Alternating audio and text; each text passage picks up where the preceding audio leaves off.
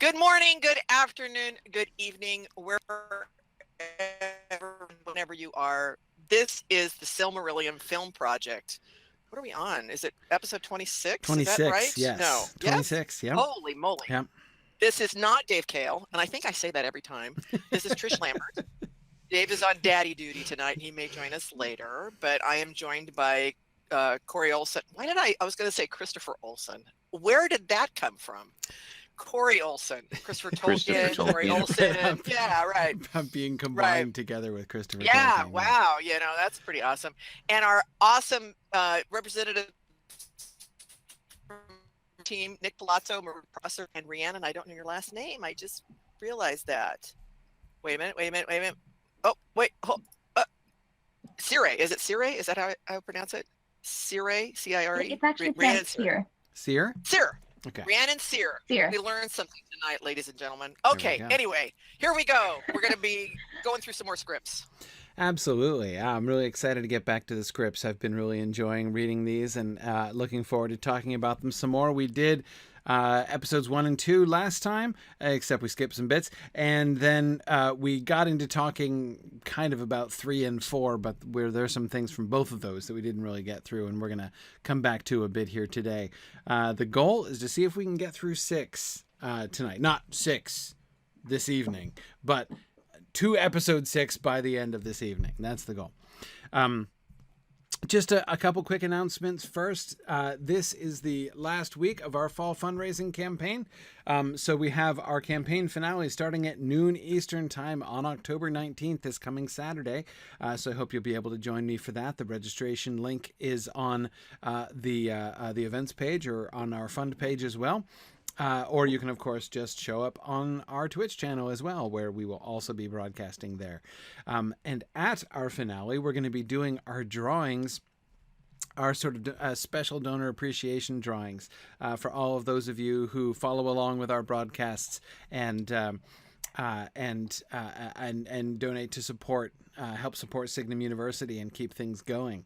So I just wanted to remind you, if you are a donor at Signum, if you've made a donation or if you have an ongoing monthly donation, send an email to donate@signumu.org and just mention that you would like to enter the drawing. Mention that you heard about this on Silmfilm, and we'll enter you into the Silmfilm drawing, because the grand prize winner of our drawing is going to get a veto, which I know our script team knows exactly how valuable that would be, right? To just get a unilateral veto to cancel any crazy idea that we come out with that we decide is what we really want to do. And you can just say, nope, I'm invoking my veto.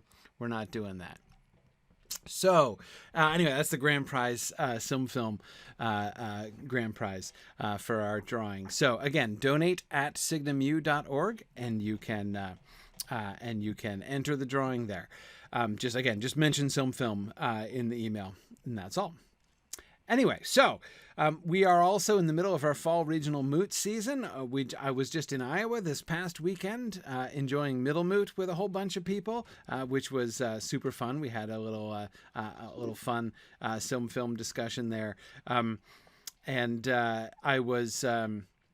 I always enjoy meeting folks. Yeah, Aslan's Compass says it was fun but cold. Yeah, it was freezing out there. We actually had to de-ice my plane when I was flying home on Monday morning. It was very, very cold in Iowa this past weekend. But anyway, yeah, it was a great time at Middle Moot. This fall, we've got one moot that we're doing. We were going to do Magnolia Moot in the fall too. We've decided to shift that to the spring.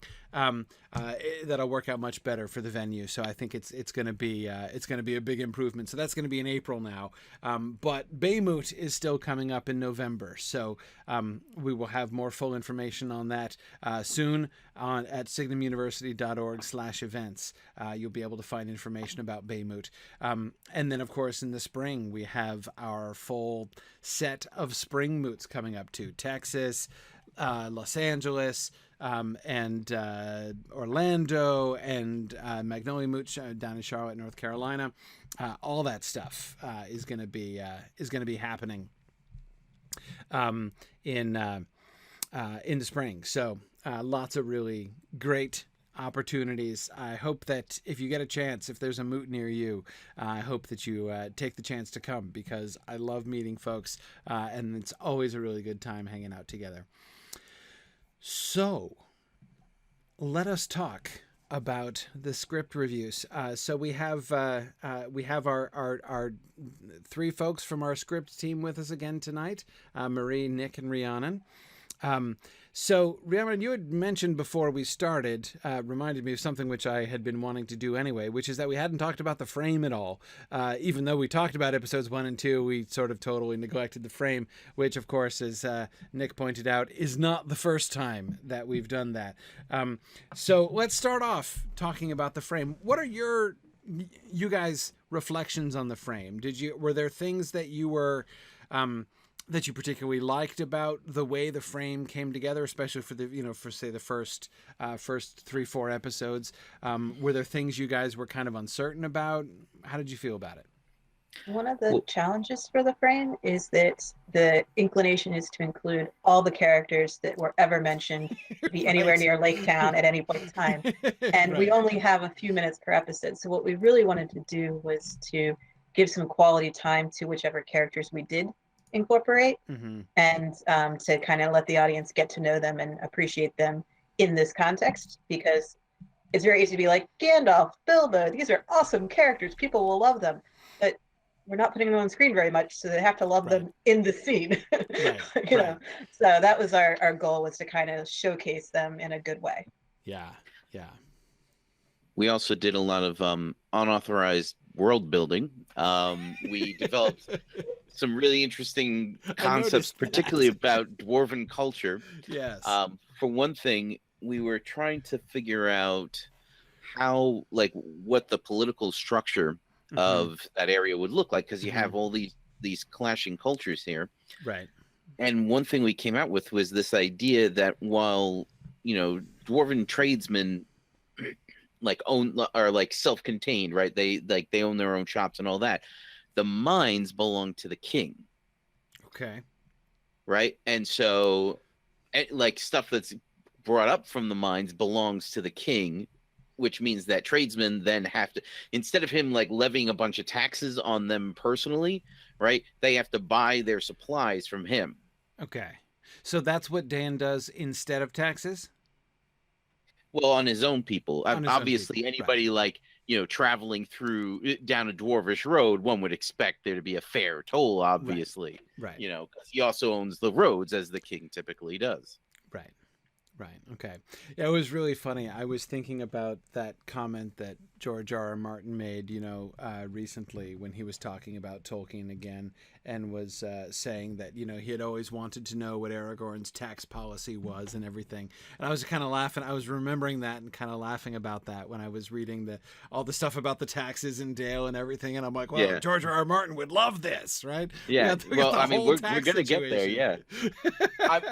I do think that I share George R.R. Martin's love for like the socioeconomic political things that happen in these stories that are kind of glossed over in a lot of Tolkien's work, which isn't a criticism. It's just that's not what he was interested in, which is fine. It happens to be something I am interested in, so I have a tendency to kind of backfill that stuff into the stories. Yeah, and especially like Lake Town is the only time when Tolkien ever went close to that. Right, we're mentioning tolls and taxes and money bags and the old master like that. That's the only. I mean, if you want to look for like references to economics in Tolkien, like Lake Town is most of it, right? So, and the rest of it's in the Shire. Yeah, and even there, fairly vague. That is like comments like, Farmer Cotton saying that it turned out he already did own a good deal more than was good for him, right? I mean, what exactly does that mean? And the whole borrowing and sharing business, but there's a lot more borrowing than sharing going on. Right, isn't there always? But anyway, so okay, so and I'll just make because not all of this, of course, came out explicitly in this. In these early episodes so far, it's been mostly about the Dale taxes, right? So the king owns the products of the mines, and the craftsmen have to So the people who are digging in the mines, right, are paid for their labor. Right, But what they get is owned by the king, so you have to purchase it from the king. So so he doesn't levy taxes on the dwarves, but he does own all the materials. Right. So, like, if you can imagine, it would be pretty difficult. Like, they only have the one mountain in this particular kingdom, right? And they're digging further. It would be a little strange for, like, individual mining outfits to be kind of competing over. I mean, that could happen, but it would be a little. It's pretty tight in there. Right. You know. Right. Although maybe that's something that might have happened in a place like Moria, for example, which is a little bit more expansive. But at least in Erebor, we kind of like everything about the descriptions of the treasure and everything suggests that the king under the mountain owns all that stuff. Right. Like that it belongs to him. Sure. So that seemed relatively logical as far as that was concerned. You know, we developed this whole idea of like this market that gets set up outside the gates of Dale, right? Because while Bard certainly has control over articles coming into the city, he can't really tell the dwarves what they can and can't sell outside. Right. And so there becomes kind of this duty-free zone out there. Okay. Sorry. No, it's okay. Yeah. So there winds up being some conflict there. The elves, and I think this came from you guys, actually. I can't really remember where this idea came from. The elves have kind of shut down the old forest road, the forest road. So the dwarves can't get any real trade out to, the Blue Mountains, without going all the way up and over Mirkwood, which has its own dangers, obviously, because you have the descriptions in The Hobbit of goblins and hobgoblins and orcs there. They're not the same thing. Description, absolutely, yeah. We basically wanted to have each group have their own interest and their own conflicts that were trying to be resolved throughout the season, but we couldn't go too far with it because, again, in 5 minutes of an episode, we're not going to have a trade conference where everyone sits down and argues about this for 5 hours. So it was we wanted to kind of introduce tension without maybe getting into too many nitty-gritty details outside of the specific events in which we introduced in the whereas the detailed resolutions that wind up fixing the problems are kind of, those happen off screen because quite honestly, nobody really needs to know exactly what the details of the trade agreement are between Bard and Dane. That doesn't need to be on screen anyway. Sure. And and I like the fact that one of the things that we sort of saw, one of the realities that Bilbo is confronted with when he gets to Dale is, it's one thing to say everyone is prospering and the city is being rebuilt and everything, but there's, that doesn't just happen. You've got to, even when they were talking, even the kind of discussion at the end of The Hobbit of how Dan used his treasure wisely, and okay, so they've got lots of gold from the dragon treasure, but now what? How are they going to use that? How does this actually work? And the way in which, it does bring up, given that we're having and I'm sorry, I'm remembering now what I meant to say 15 minutes ago. Someone, I think Aslan's Compass on Twitch was, exactly, was saying, can we have a reminder about what the topic of the frame is? Because some people don't remember. And the topic of the frame is Bilbo is going with Balin and Gandalf back to Erebor on his visit back to the mountain that he tells Frodo about later. And the occasion is the 7-year commemoration, the celebration of the death of the dragon and the reestablishment of Dale and everything. So everyone is kind of getting back together again. and they're meeting in Dale. So we're gonna have Bard, we're gonna have Dan, we're gonna have the Elven King, and so, but there are going to be kind of tensions still there. And I really like the way that you guys were kind of bringing up some of the, it's not just about, so like one of the things that I always find most unsatisfactory in a sequel, right? I really dislike it when at the end of like the original story, everything gets like tied neatly together, right? And then in order to begin the sequel, everything was tied so neatly together that they start the sequel by basically just kind of rolling it back, right? And being like, oh yeah, those things which seem to be tied up really neatly actually weren't, right? I hate that. Exactly. I really hate that. It's like, come on, like come up with a new story. You got to do better than that. So rather than just saying like, hey, after the Battle of Five Armies, you know, we all agreed to get together, and then now we're coming back and being like, yeah, well, except we kind of didn't, right? You need to do more than that. So that was my favorite element of the whole like tax story is that it shows how, you know, like this isn't easy. You know, rebuilding Erebor, rebuilding Dale is gonna like it's not easy, and there's gonna be difficulties. Like there's gonna be, you know, they're not gonna be on the same page. They're both gonna be trying in their different ways, and that's gonna create conflicts and things. So even though they all still kind of, you know, are, you know, they haven't backtracked from the end of the Battle of Five Armies, but still there are issues. So I really kind of like that. Yeah, Oakwig is mentioning Dune Messiah. Yeah, that's actually kind of what I did really that's one of the things that really turned me off of the Dune sequels right away, actually. But yes, won't get too distracted on that one. But yes. Yeah, it's one of the things that got me a little bit nervous about rescuing Maedhros in episode 1 of this of this season, or certainly doing it too quickly or too easily, was, you know, having like this big moment where it's like, oh no, Maedhros is hanging from a cliff. How did this happen? To no, he's fine. Everything's fine. It's okay. Speaking of which, one quick thing that I forgot to mention from episode 1.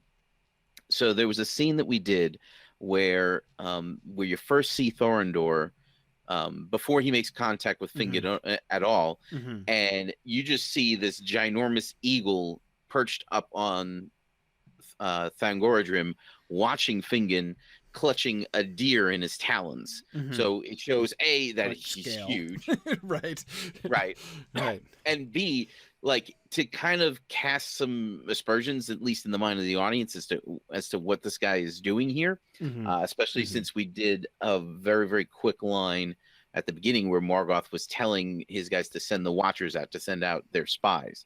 So we wanted to kind of give some tension as to who Thorondor was. Right. There was some question as to what kind of deer it would be, and this is just to kind of give you an idea of the kind of things that we have to think about. And somebody really wanted it to be a reindeer because it was up so far north, and sure, reindeer.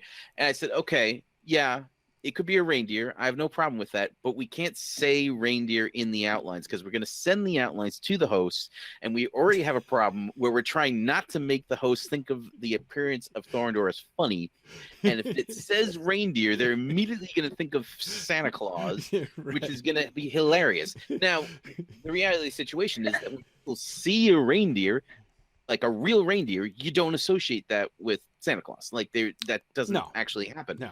But the word reindeer is so associated with Christmas and Santa Claus in American culture that it would be impossible to separate those two on paper. It really so would. I can tell you this now after the fact, and I'd be fine with it being a reindeer. Yeah. But there was no way I could put on paper and send to you guys, hey, that's what the word caribou is for. That's what the word caribou is for, exactly.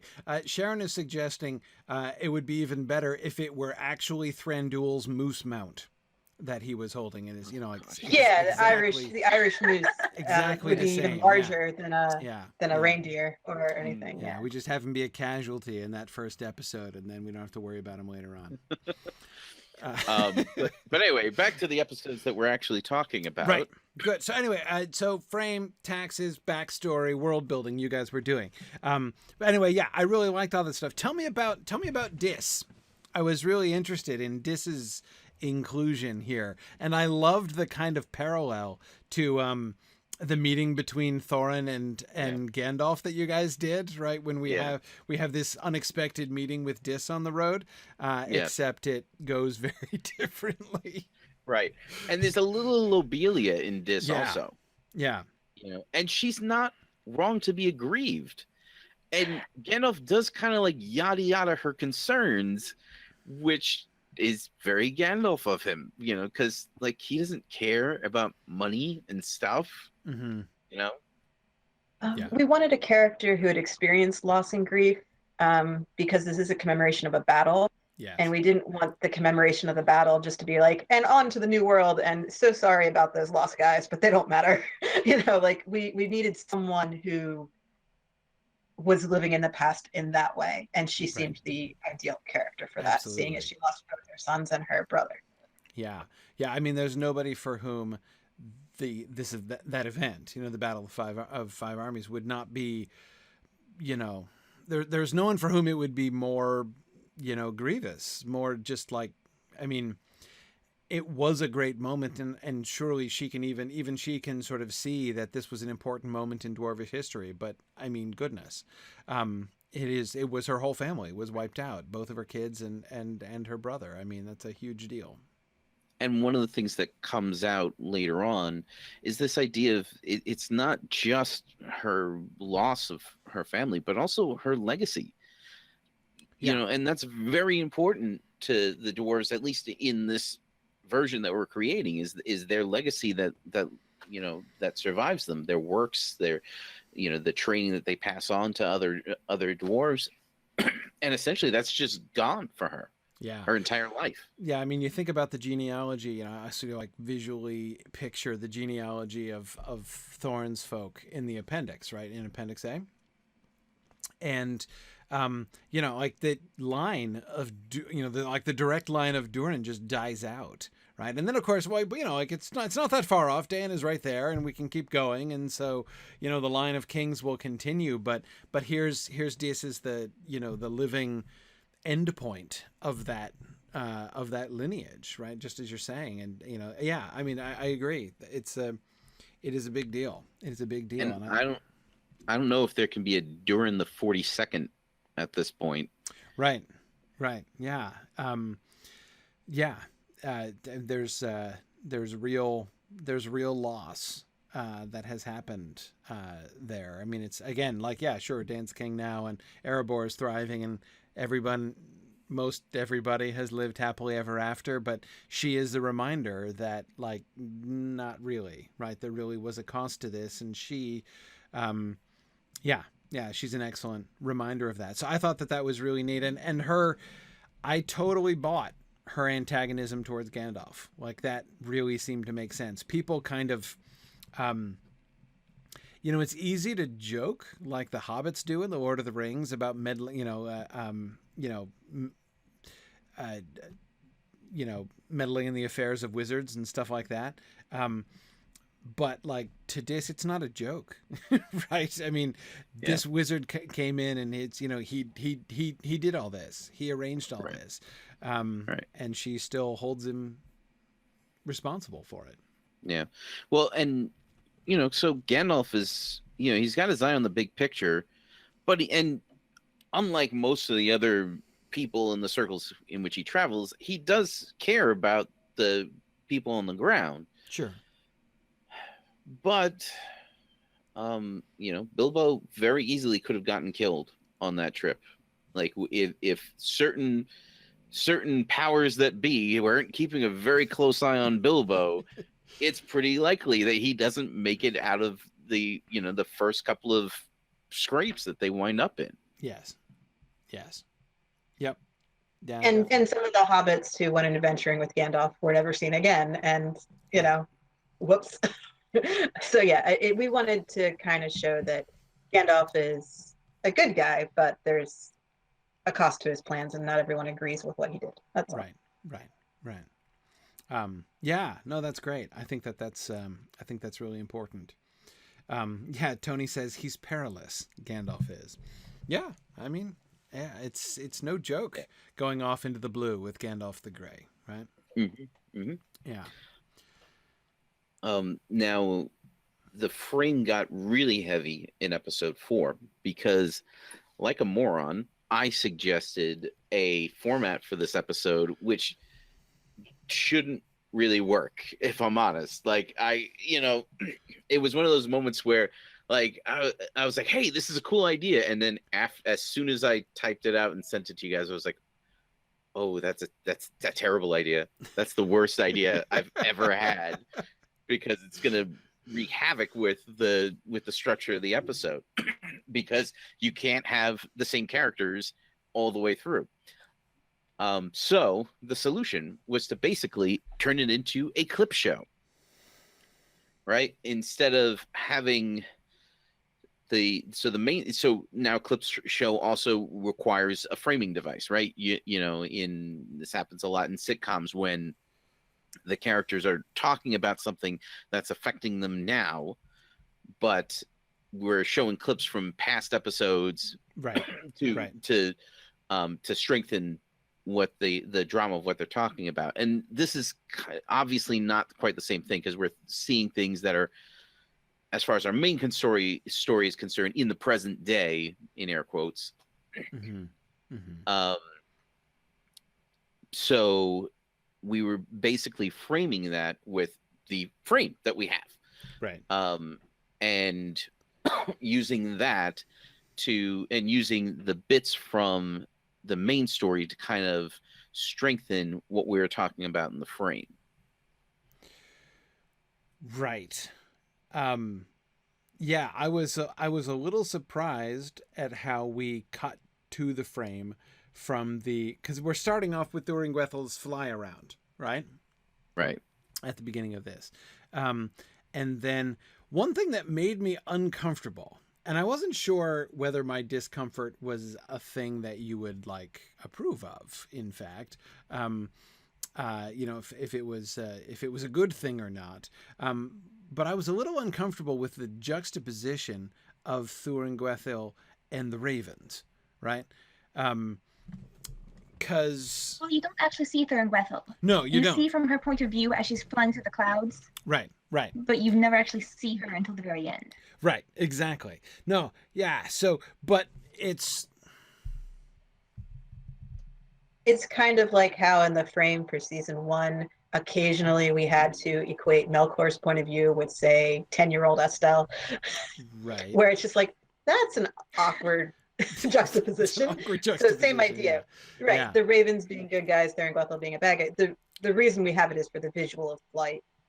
More so than any connection between the characters. And I guess, I mean, so Rhiannon, you're right. Part of the problem, I think, is that I knew it was Thuringwethel, right? So as soon as we're getting the helicopter shots coming across, I was like, oh, okay, right, it's Thuringwethel in flight. So when it turned, essentially through the cut, kind of turned into a raven of Erebor, I was like, hey, wait a second, that's, the Ravens Union is going to be up in arms about this, because holy cow. But of course you're right, we don't know that it's her, right? So in fact, if anything, it's kind of a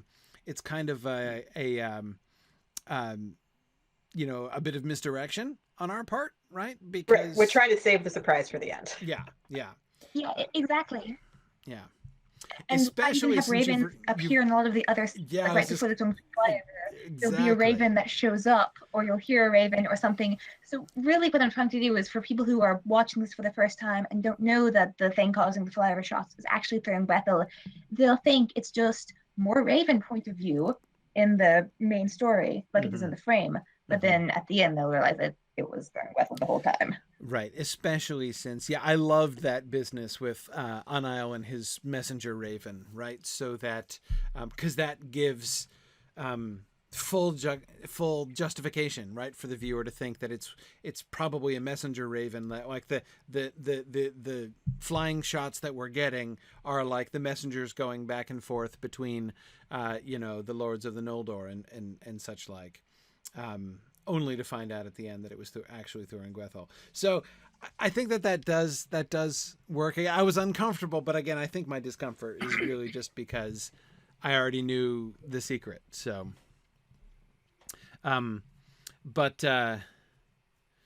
yeah, okay. Let's see.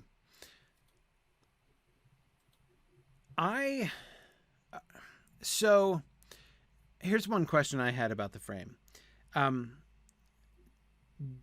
Dan, I was reasonably sure that Dan's like apparent obsession about a second dragon attack, right? As everyone else is like, really, it's not super likely that another dragon is going to be coming along imminently. I mean, I'm assuming that he's doing this because like this is his way of like arming himself just in case the Elven King tries anything funny, right? So, yes. Yeah. The idea is that it's politically safe to be defensive about dragons who everyone knows are dangerous. Right. It's politically dangerous to arm yourself and say that it's because of your neighbor, the Elven King, who could also be arming himself. And Right. yeah, Right. so that's part of what's going on. The other reason for it is that with Glaurung being our surprise in episode 13, Yes. we needed the frame to be talking about dragons.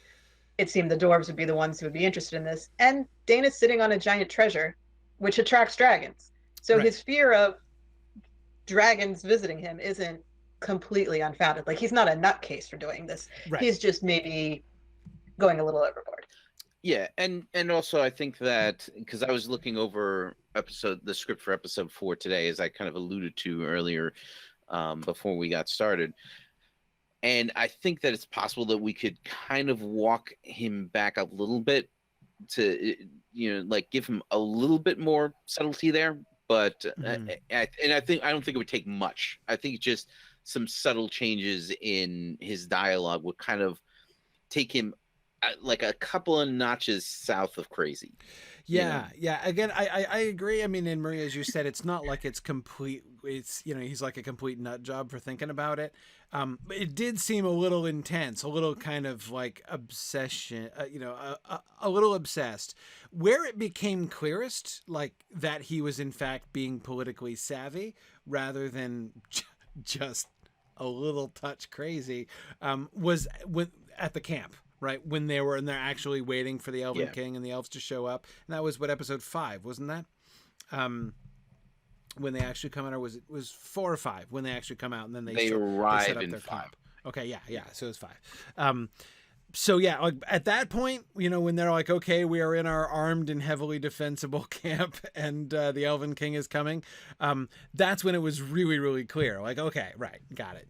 I totally understand now. And the Dragon Guard thing, it all makes sense. But yeah, I think that maybe a little bit earlier on, he sounds a little too earnest, maybe.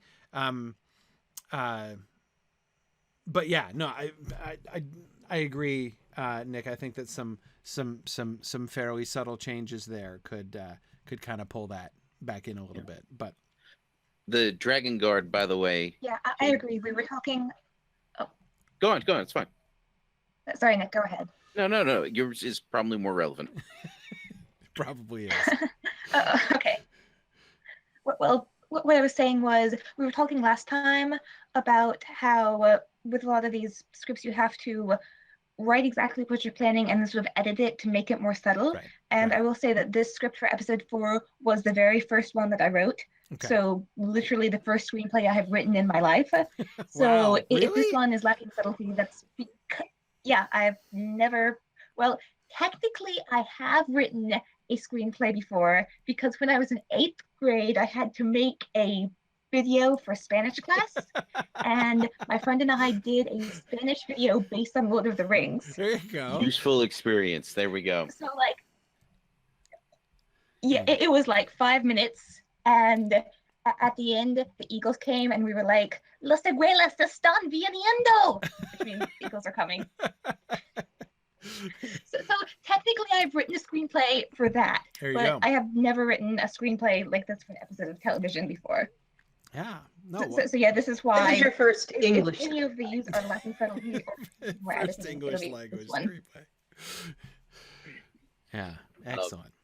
So I was just going to say that the Dragon Guard actually came out of a prestige class that I had created for my brother's character in the Lord of the Rings role-playing game from the Decipher game back in the like early 2000s. Oh, okay.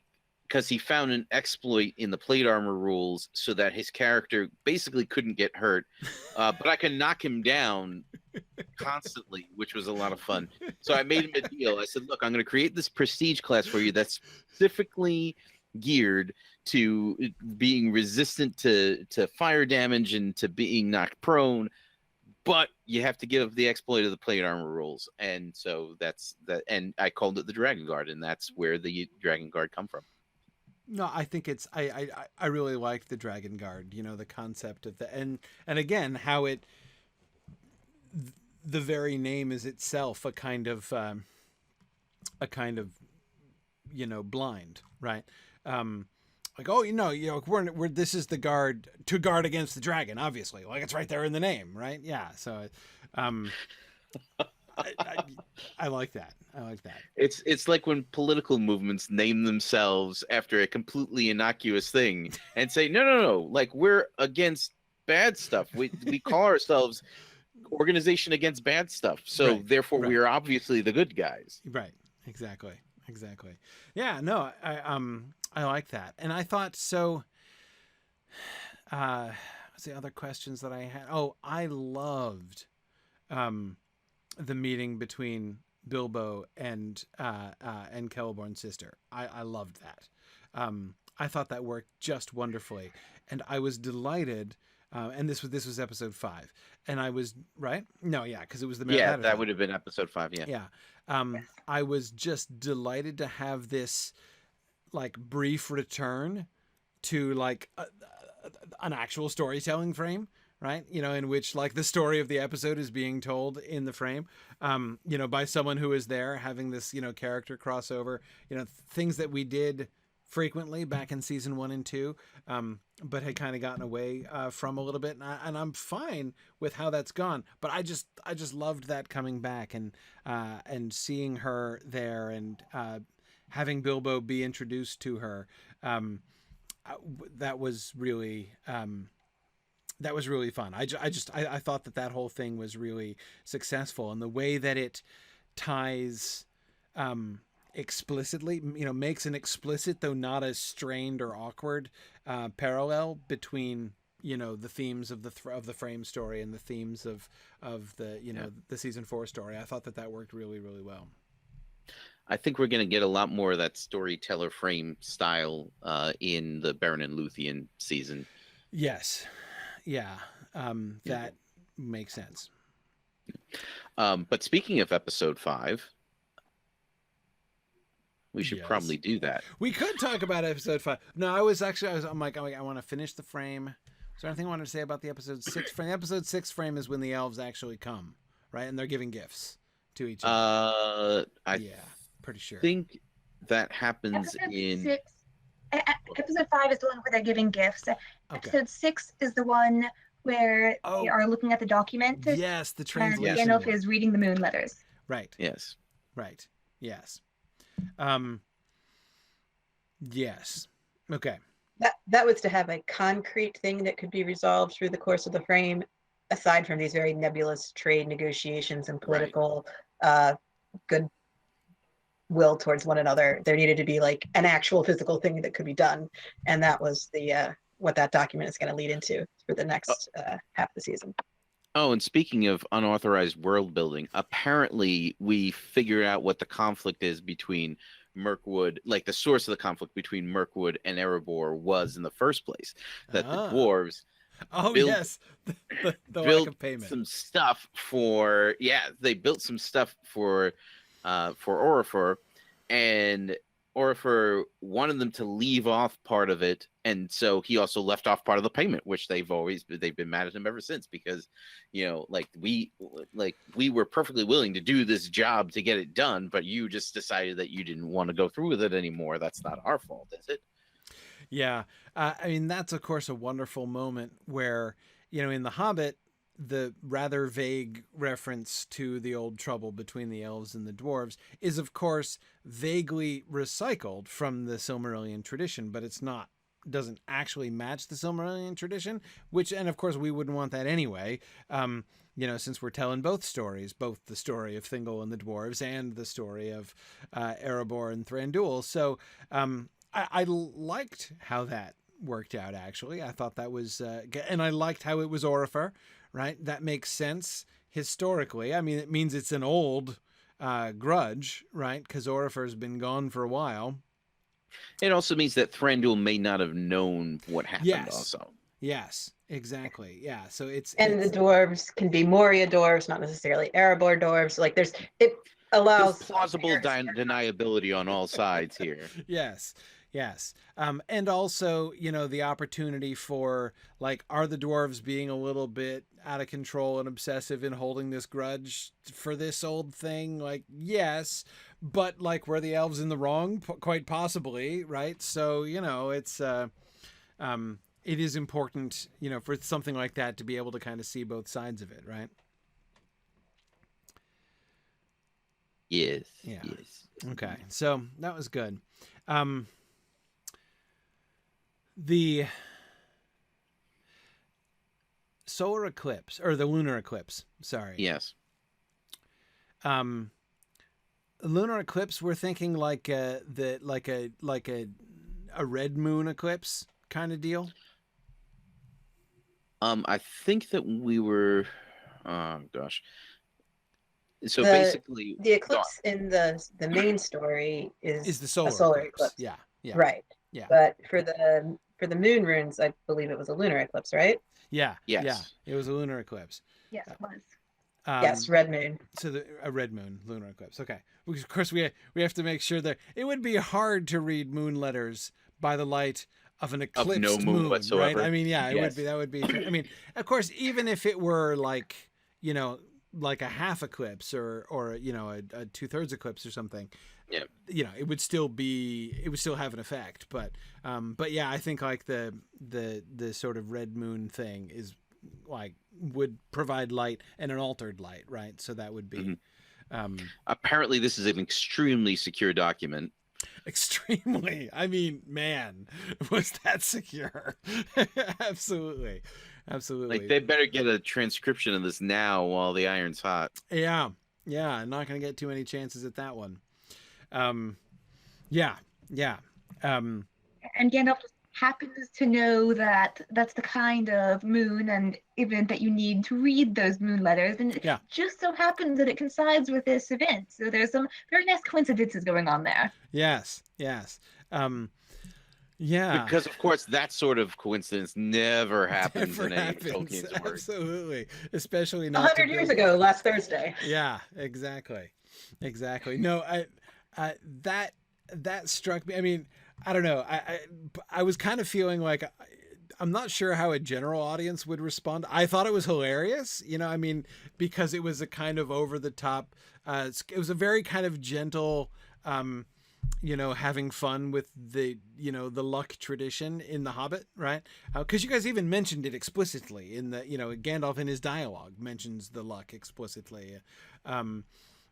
So yeah, I mean, I like that. I thought it was very funny. I can imagine people who, aren't as well grounded in The Hobbit being like, oh, come on now, that's like way too much of a coincidence. Oh, we'll win those people over. Yeah. We'll get them. Exactly. And the frame is supposed to be funny. Like, it's got some serious themes in it, but it's mostly a funny point in the episodes. Yeah. And by the way, kudos on the fat joke with Bomber. You guys made a good fat joke, which I really liked. I was like, it's not like I'm in general a huge fan of Tolkien's fat jokes, but they're so consistent that I thought this one just came off really well, because it came off, the tone with Balin delivering it came off kind of like a very sort of a hobbitry kind of tone, kind of like how Merry and Pippin would tease each other, right?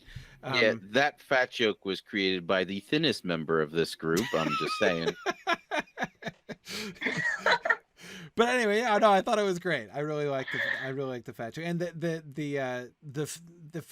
for those of you who haven't read the scripts, which you absolutely should, of course, is that when Balin is first gonna take Bilbo to Erebor, and he's offering to show him various things, and Bilbo says what he would first like to see is the larder, and then Balin jokes that, well, then it will probably be, Bombur will be the first of your old friends that you will see, and then he says under his breath that he's not sure that Bombur can fit through the door to leave the larder anymore, which was, again, it was a very Tolkien flavor fat joke at Bombur's expense. So that was really fun. I like that.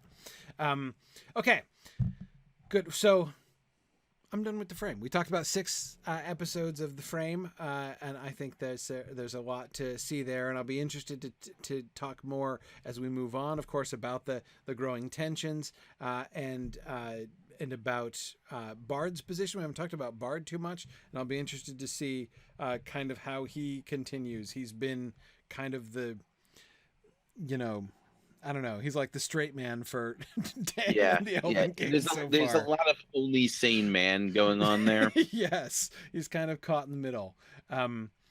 Yeah, but anyway, okay. He has a very unenviable position through does. Most of the situation. Yes. Because at the same time, he also, he's desperately trying to raise up enough money to continue getting Dale rebuilt, because presumably a lot of the stuff that he's using for this building project he's getting from the dwarves. He's got to come up with money to pay them. Right.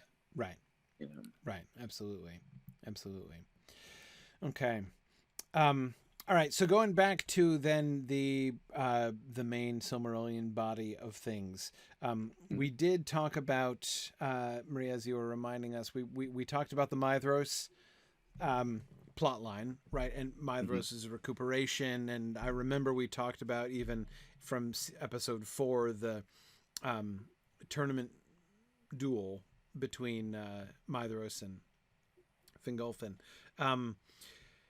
Oh, by the way, one quick comment on that I wanted to make that really jumped out at me much more. Because I read them again, and one thing that jumped out at me much more the second time.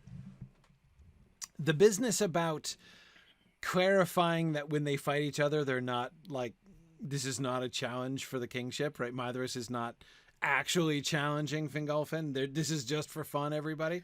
Yeah, it's an exhibition match. Right, exactly. The thing that I don't like about that, I can imagine, for instance, somebody like Curufin or Caranthir or Celegor making a joke about it, right? Or even making a sort of a half-serious, well, maybe the kingship should rest upon, maybe we should wager the kingship on this or something. Yes, please, use knives. But I don't think, in general, I don't think that I can't imagine Elvish kingship passing by combat, right? It didn't seem to me like that would be a thing that they would even have to address. Nobody would think that, would they? I mean, would anyone be like, oh, they're fighting. If Maedhros wins, he's totally the king now. That seemed to me kind of alien to the way that, to the concept of Elvish kingship that we had talked about. So I wasn't, again, it's not that I mind it coming up, especially since, particularly for the other Feanorians, there's still that tension, right? Of Maedhros should be the king. So anytime we're in a crowd and it's Fingolfin versus Maedhros, and the other Feanorians are there, there's going to be that edge to it, right? Of show them who should be really king. So it's not that I minded that coming up at all, but it was the presumption that if you don't clarify and make sure it's really clear, everybody's going to assume that he's challenging him for the kingship by combat. And I don't think that a trial by combat in that way would really be in people's minds. That's a fair comment. Seems like something that's more directed at the audience. So I think that the easiest way to address that might be to just have a quick exchange before the fight starts, right, between Fingolfin and Maedhros, where they talk about giving them a good show or something like that, to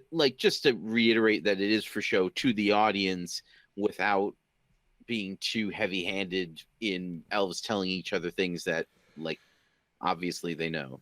Right. Yeah, because the idea was that with Fingolfin being High King, he can't exactly enter the tournament, because like everyone else would have to like lose to him out of politeness, I guess. Yeah. So I don't know if that's a chivalry thing that we should have elves do or not, but regardless, him like sitting there as a non-participant, the exhibition match was supposed to be his opportunity to participate anyway. So we wanted to kind of set it up like that. But you're right, we weren't trying to actually make the audience think that by Fingolfin going to Himring, he was risking his life. Right. Exactly. Yeah. Yeah. And we kind of wanted a way to explain how we had it set up, because the way we have it set up is it's not a realistic sword fight because they're going for points, sort of like an Olympic fencing match. Right. So we wanted to make that something that would be slower so that the audience would be able to actually see and understand how Maedhros was almost beating Fingolfin, but then Fingolfin beats him in the end. And because like a real sword fight, if they were actually doing a duel in the tournament, would be over very quickly, and the audience would probably miss a lot of the moves. Right. So we wanted a way to explain that, and so making it seem like this is not a challenge for kingships who are going to use blunted weapons and do this point system instead of actually hitting each other and trying to hurt each other. And just the talking about it not being a challenge was a way to address the extra safety rules that they're following. Right. Yeah. No, and I loved just the whole kind of spirit of Fingolfin throughout this, right? Like how much he loves fighting. I like that element. It's very Tulkas, right? Yes, like you can almost imagine Tulkas. that Fingolfin spent some time hanging out with Tulkas. Absolutely. Yeah. Or the unincluded, Valar of combat, martial combat. Yeah. Yes. Whose name I'm blanking on now? Oh, he is with an M. Two of them, weren't Begins with an M. Yeah, him and Miase, maybe? Yeah, Miase. Miase is the female one. Wait, which one was the male one again? Makar. I'm thinking Makar, but I'm not really remembering. No, that's right. Makar and Miase. That's right. Yeah, no, I was blanking on them. I remember we briefly flirted with the idea of including them, but decided not to. Yeah, no, I think Tolkien. I think that cut was a good one. But it is a little bit tempting. Anyway, I like Tolkien way better anyhow. Cool. So now, anyway, so like I said, I really did like that about Fingolfin. Let's see, what else did I want to say about episodes 3 and 4? We talked about Galadriel and Milian last time. How much did we talk about Galadriel and Luthien? I don't think we talked about them at all. Okay. So what do you want to say about them? Let's talk about Galadriel and Luthien. I liked the friendship between Galadriel and Luthien. One of the things that is really interesting to me about that relationship, right, is that there is, it seems like from relatively early on, Galadriel and Melian, right, are interacting. Melian is like one of Galadriel's role models, right? I mean, she's like learning from Melian, right? She like wants to be Melian when she grows up, right? Yes, Galadriel aspires to be Melian. Exactly. Which means that she is, in as much as she is modeling herself after Melian, she's like above Luthien. Luthien is the junior of the two of them. And given that Galadriel is the one coming from Valinor, right, who, has all this experience in Valinor with the Valar and everything else, right, seeing the trees, and Luthien has lived the comparatively sheltered life, right, just here in Doriath, and she's younger, sort of, but I think she should look younger anyway, and she's shorter too, right? Galadriel is significantly tall, so I think she should have like a fair number of inches on Luthien, which again is a good thing. Like I think that when the two of them, Luthien and Galadriel, are together, Galadriel should look like the senior one of the group. Right, that like if one of them is going to be the older sister and the other the little sister, externally at least, it should look like Galadriel is the older and Luthien is the younger. Except, of course, the way that you guys do the story is you have Luthien like tutoring her, right? Teaching her to dance and everything else. So that, in fact, we don't see that dynamic borne out, right? We see Galadriel instead sort of humbling herself, right? Humbling herself to learn things that she doesn't know, to become a student. She's not trying to teach, right? She's not trying to assert authority. She's not trying to build her reputation. She really has a fairly humble approach to life in Doriath, and I found that really interesting. You guys want to talk a little bit about that? Am I right there? I mean, is that what you guys were going for? She's kind of learning how to be a Disney princess, right? Right. So, whereas Luthien already has that down, right? Right. She is like the archetype after which the Disney princesses are all modeled, right? Right. Except for the needing to ever be saved ever. Right. Exactly. It's the one thing that the Disney princesses always do wrong. Yeah. Yeah. Well, I mean, not always. There's some who, anyway. Less so recently, but yeah. Yes. Yeah. But let's just say that Luthien is really good at the dancing in the woods with her woodland friends aspect of his princesship. Yep. Yes. Yep. The day that a Disney princess sings down a fortress, I'm in. That's right. That's right. I mean, we've seen one sung up, but anyway. The same. So what we needed was we're leading up to the Mereth Aderthad here, right? We're leading up to the point at which Galadriel is going to give her confession to Celeborn, and Celeborn is not going to tell anybody, right? So he has to see in her reasons not to do that. And we felt that we really needed to give more lead up to that than we were going to be able to get in the single episode of the Mereth Aderthad. Yes. In addition, Celeborn knows all this really suspicious stuff that's been going on up in Mithrim. Like, it's weird, right? Mm-hmm. Like, they're separated into two camps. There's clearly that these guys don't like those guys. They won't really talk about it. They're being kind of dodgy on a couple of questions that we've asked them. It looks a little strange. But so we needed Galadriel to kind of, what's the word? To bring gain his trust. Right. Right. But without her attempting to do it, without her doing it on purpose. Right. Right. Yeah. I mean, the fact that she's not even aware of him for part of it. Right. He just sort of, he sees her kind of integrating, right. Hanging out with Luthien and stuff before she's even aware that he's back.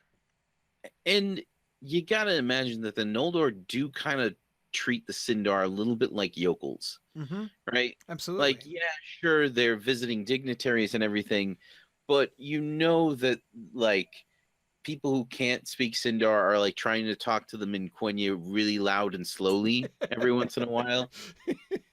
Right. Yeah, no, exactly. I mean, that's one of the things that I was talking about with like the apparent difference between Galadriel and Luthien, right? That Galadriel is like the sophisticated one, right? Right. And and Luthien, I mean, she's but she's like the I dance with my woodland friends, in the forest, and I've never been outside of this forest in my life, So yeah. And not to do another, D&D reference, but obviously both of these women like have their charisma stats through the roof, but while I'd say, right, but while Galadriel's secondary is intelligence, Luthien's is wisdom. Right. Sure, I can buy that. Which obviously opens up an entirely different set of skills for her to use as trained skills. Right, exactly. Luthien has no dump stat, but I agree. No, that makes sense. I was interested in that. I was also interested that you have Luthien as teacher so much of the time, not just to Galadriel, but like in general, like she's like teaching classes all the time. Well, I mean, why? Obviously, like if she's the best at things, obviously, she's teaching those things. That makes Yeah, so this is part of Elvish culture that probably will have more. Luthien is humble as well. She's willing to share her knowledge. Yeah. Mm-hmm. Yeah. Yeah. We'll probably get more into in season 5, showing how knowledge is passed on among the elves versus men and dwarves, because obviously with elves you don't have the generational issue of people dying out. So you end up with your masters being the people who have done this forever and become experts in it. And that would be a Luthien role in Doriath. It would be just she's the premier example of everything because she's Luthien. Exactly.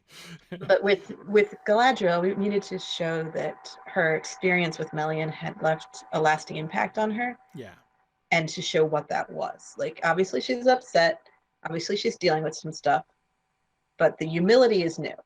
Yes. That's never something we've seen in Galadriel before. And it's something that's going to, wear off because it's Galadriel. She's not going to stay like this forever. She's she's kind of on extra good behavior right now, if you want to view it that way. But it is a sincere attempt on her part. She's trying. She wants to sincerely know about the Sindar.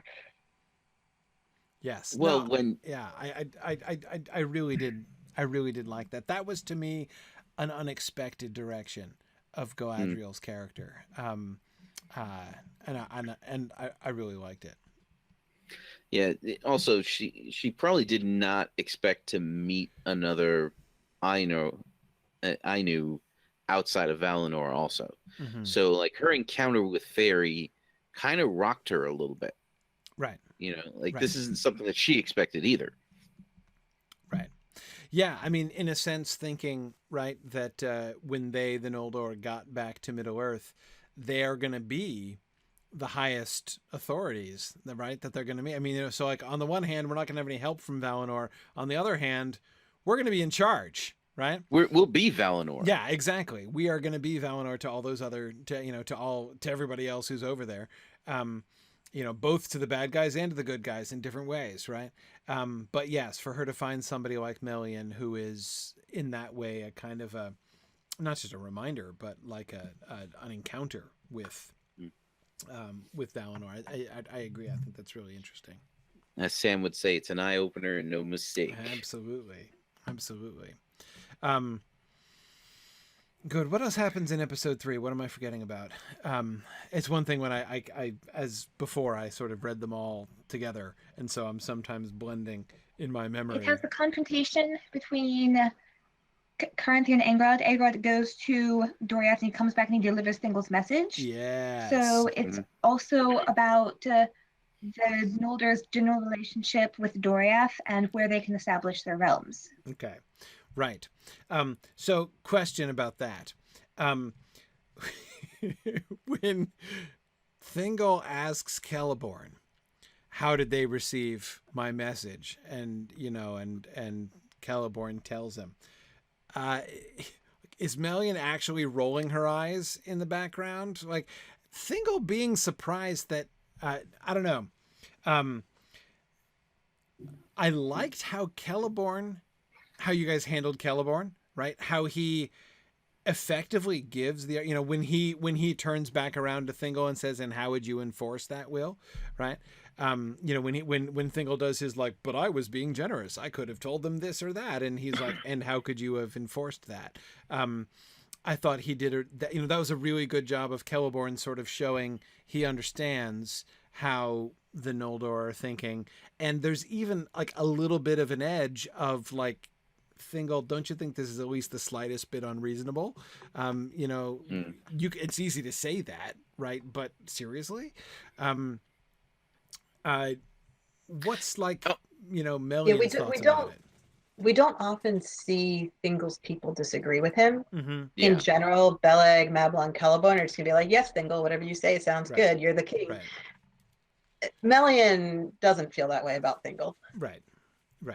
Clearly. But she kind of lets him rule the kingdom the way he sees fit, and she's not concerned, except for when she wants to give him a heads up that he could maybe be doing better. Yeah. Well, and also, Celeborn just came from the Noldor. Like, he's got to know He's got like, he has eyes. He knows that if it came down to a military conflict, that the Noldor would roll them.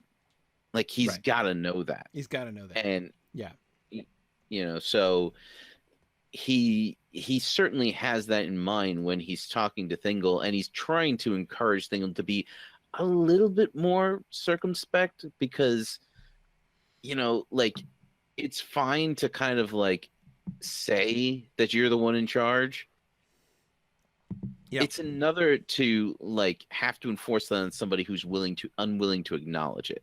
Right. And thus far, the Noldor have kind of allowed Thingol to call himself in charge. Right. And they haven't pushed the issue. Yes. Yes.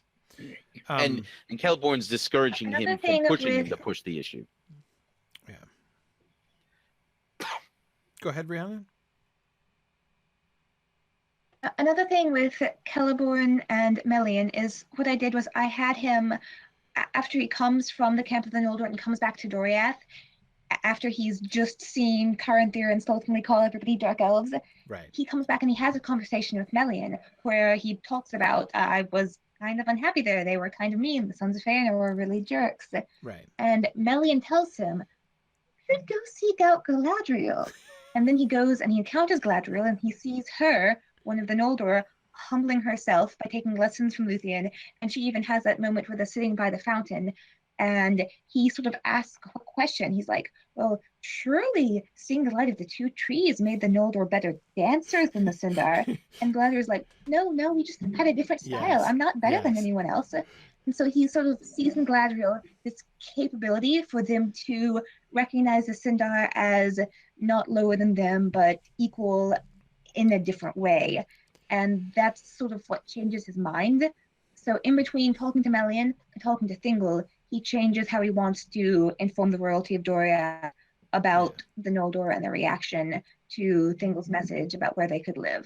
So that's why he is like very, very in favor of keeping good relationships with the Noldor when he finally does talk to Thingol. Yeah, I did really like that scene. You could tell that he was kind of testing her, right? Which, of course, by the way, I loved, right? Like, you meet Galadriel and you like test her to find out what is really in her heart, and I'm like, oh yeah, that's kind of nice, actually, right? Given that it's Galadriel. You know, we're probably going to Galadriel a number of times over the course of this series. Yes. Yeah, no, that was good. That was good. I did like that. So question I had, Angrod and is it Caranthir that he's fighting with or Caligorm? Caranthir. Oh, it's Caranthir? Okay. Yeah. Yeah. Caranthir. So no, I mean, I know they're the ones who have the argument at the council. I mean the actual fist fight later on. Was that Caranthir again? Yes. Okay, it is Caranthir again. All right. So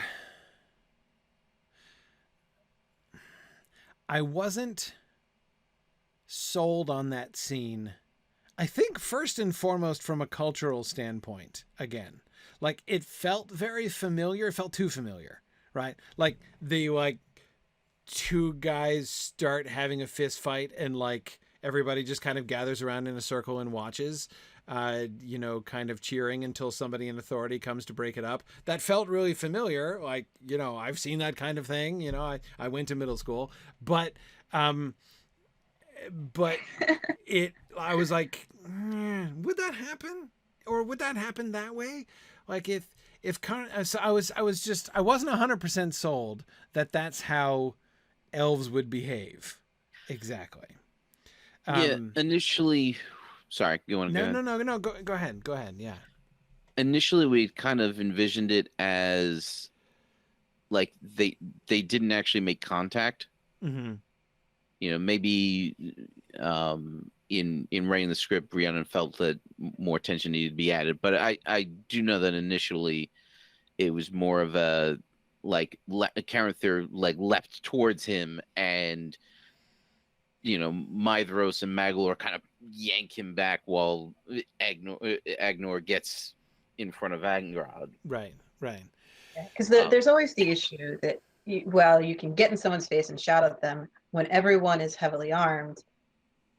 You can't really let things go too far without someone being injured. And that's a difference between the middle school altercations you witnessed and an armed encampment of elves. So that is something that we're trying to be aware of. But again, how do you explain that people are really, really mad at each other and walking past each other and not pulling their weapons? Like, why not? So yeah, it's a tension there that we have to hit the right notes on. Yeah, I wonder if I did. Sorry.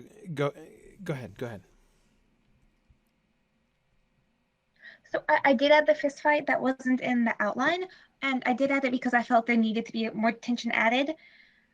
I wanted to show them being immature. So if it looks like middle school, it's supposed to look like middle school. Look like middle school, yeah. And I wanted to show Fingolfin able to assert his leadership and come in and actually stop a fight.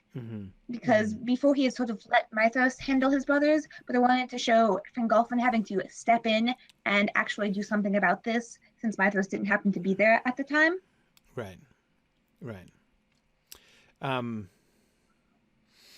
Yeah.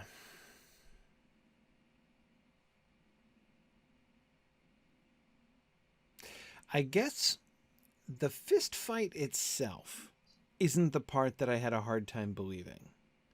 The part that I had a hard time believing was the everybody else. I don't know. It was one of those difficult things where I was like, on the one hand, this doesn't feel exactly right, but I wasn't sure what else to suggest exactly. I wasn't sure what else to do. I mean, I like the idea of the increased tension, right? To show that this is not just water under the bridge after that meeting, right? That there is still very actively bad blood between, Angrod and Caranthir as a sort of glimpse of the ongoing tensions there between the Feanorians and the others. So I didn't dislike the idea. I didn't dislike the idea of a fight, but the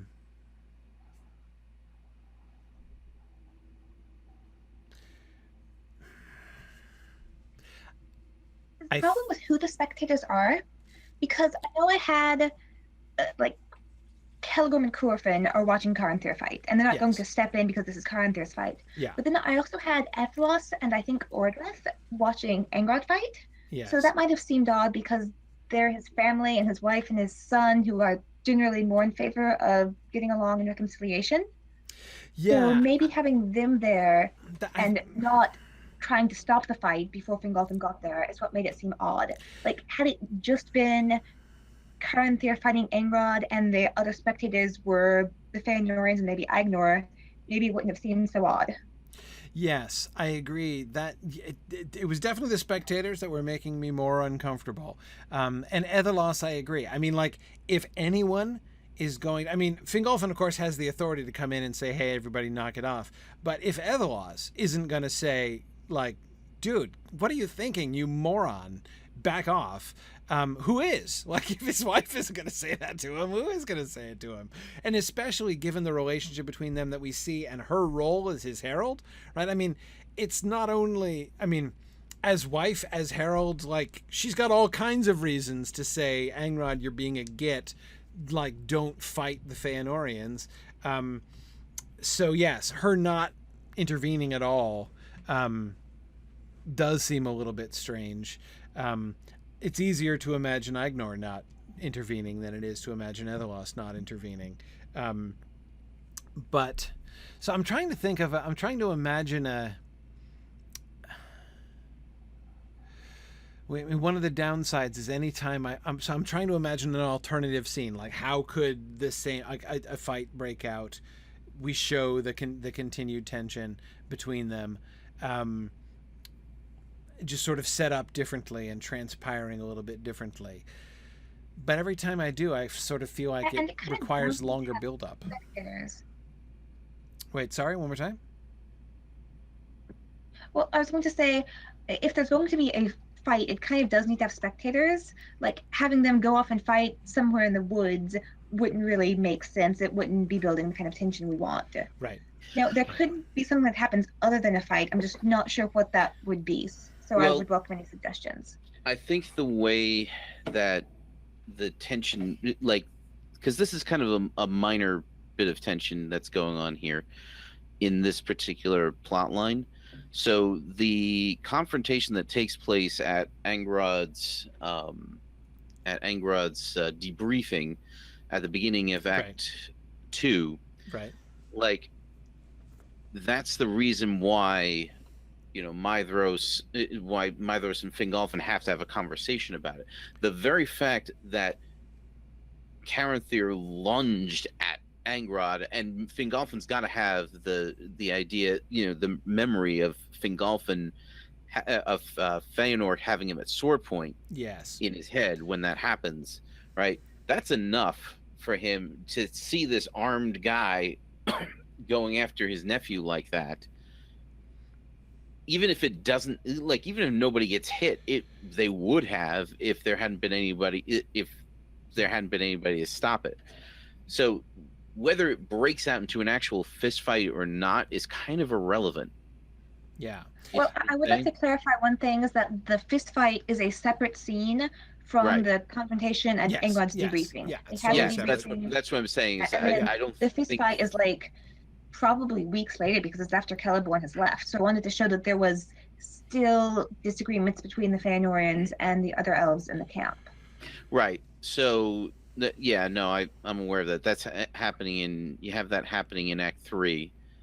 I would basically just use the force of the scene from Act 2 as an explanation for why Fingolfin feels like he needs to step in and talk to Maedhros, rather than adding in an additional fight after the fact. Because whether they actually come to blows or not doesn't really matter, because the threat of that happening, of somebody getting actually hurt or killed, is still there. Right. You referred to it, Nick, just now, and Tony and I were just thinking the same thing. Let's allude, at least in the action, we don't have to do it verbally necessarily, but let's allude back to that, to the sword drawing by Feanor against Fingolfin, right? I'd kind of like to reverse it, though, because here's another thing. It was clear that Celegorm and Curufin are like actively complicit. They're like actively egging Caranthir on this. But what was less clear was, what's their end game exactly? Like, what's the point of their trying to, like, they're just like looking, hoping Caranthir does in fact punch Angrod in the face on principle. But what I was thinking is, what if what we see is not a fist fight, but the two of them meeting, like they encounter each other like on the street essentially, and Caranthir insults Angrod, like eggs Angrod on again. Basically, he's trying to induce Angrod to draw his sword on him. Like, that's their end game. Curufin has put Caranthir up to this, right? Because if Angrod draws his sword on, it doesn't even have to attack him, right? If he draws his sword on him, then they have like a reversal of the Feanor, and it gives them a significant like piece of political leverage now, right? To be like, oh look, we're the victims. It makes Angrod the bad guy. It makes Angrod the bad guy, exactly. And like, don't we have to exile him now, right? Like Dad got exiled. So what if we're seeing him goading Angrod, and Angrod is furious, right?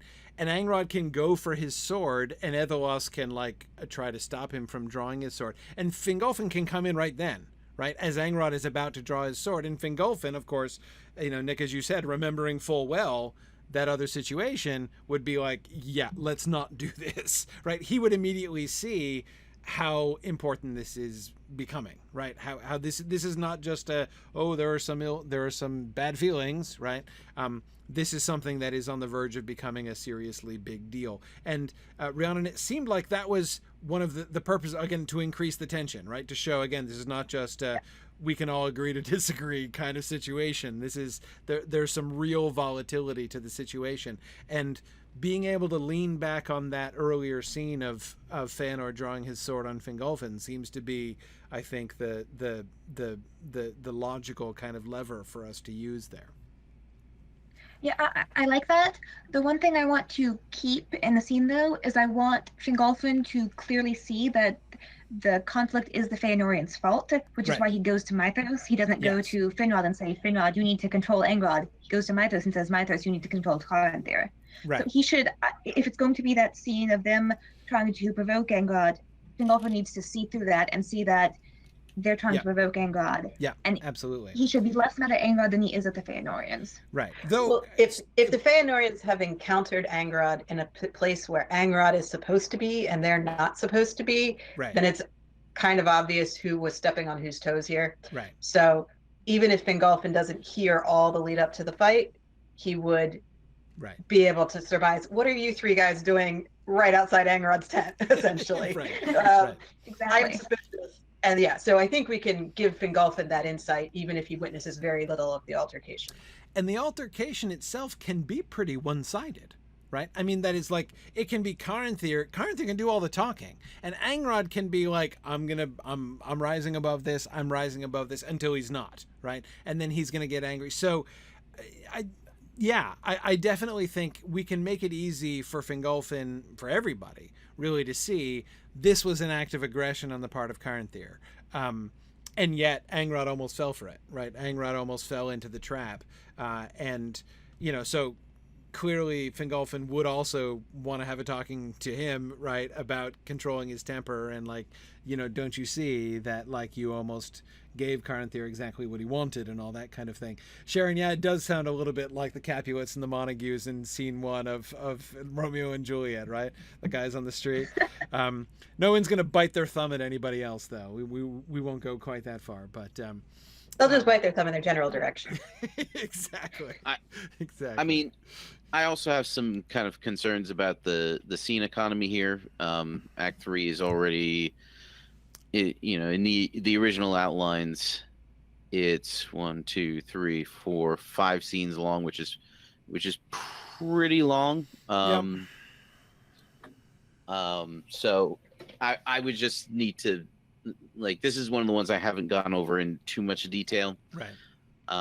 For stuff like that, but that would definitely be an issue. It would definitely be an issue, and I would think, if there were a way that we could find to kind of come in medias res there, like Caranthir is already insulting him, right? And it's only like the last couple provocations that we see. So we come in on like a fuming but silent Angrod and an insulting and aggressive Caranthir, and we just get the last couple insults, which finally drives him almost to draw his sword. Would probably be enough, I think, to establish the situation, and wouldn't add too much to what's already there. Okay. And I can use some of the insults that they already have in there. Yeah, exactly. Yeah, no, it's very similar in its way. It just gives it a different and the whole sword drawing parallel I really like. I think that's very nice, especially if it's kind of reversed, right? It would be somebody on the Fingolfin side who would be drawing a sword on the Feanorian, which again, and we do have swords in the title, so we gotta make them play a part in the episode. That does work a lot better. Exactly. Cool. Okay. Back to episode 4 then. I thought that, I mean, I don't know, maybe it's just because I am already going to be predisposed to like this stuff, but I thought the stuff with the maps and the building and stuff all worked really well. I really, and the way that, especially with the we don't know it's Thurin Gwethel yet flyovers connecting, the one to the other to give people not only a view on the map, right? But to kind of make the map real and sort of see some of the relative positions and get a glimpse of the distances between, some of these places and the terrain that lies in between. I thought that was really cool and all seemed to me to work really well. Were there any of the like map / construction montage moments in this episode that you guys were kind of wondering about or that you were sort of especially pleased with?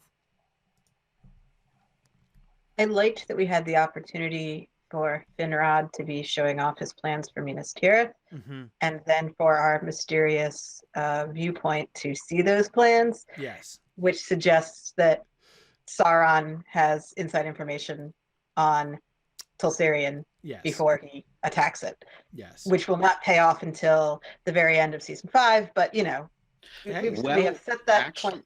I mean, actually, it kind of pays off in episode 9 because that's now the center for the. It does, but he's not going to fully take the fortress until right.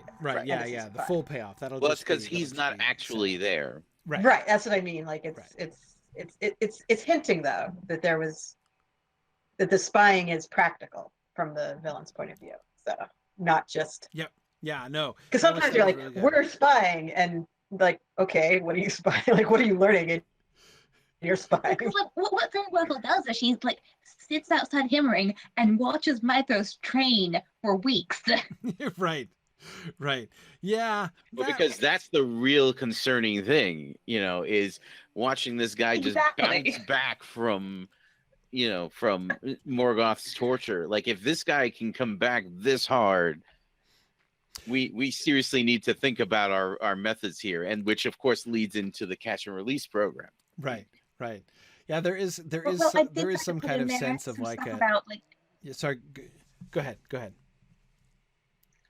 Sorry, I did try to put some stuff in there, like she's trying to get information. Right. In addition to the training montage, like when she's trying to look at the documents that Caranthir is showing to Mythos, or like when she's watching them when they're going around like the surrounding area and looking at the fortresses and things.